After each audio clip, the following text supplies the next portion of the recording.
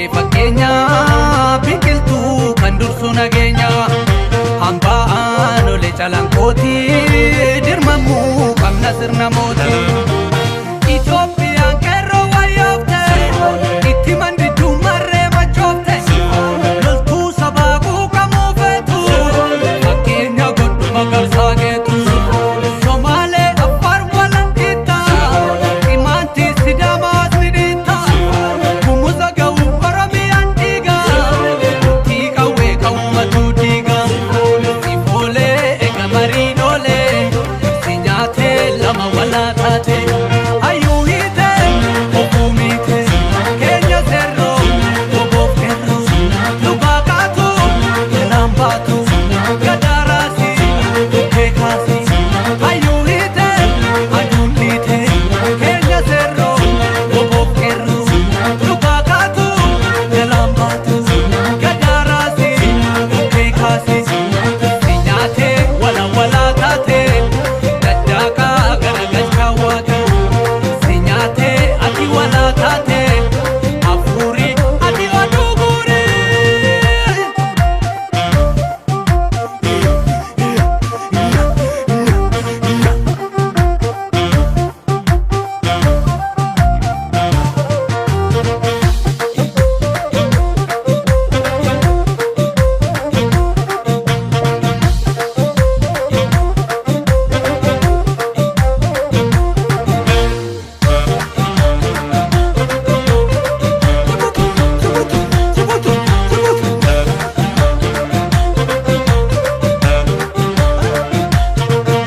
madaqoo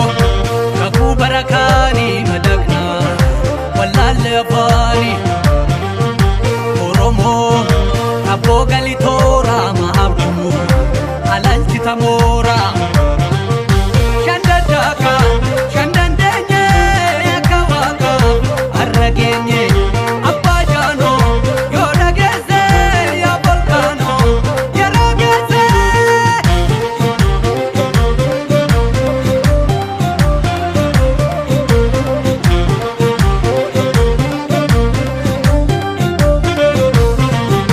Nobeelii hidhate zinaaraa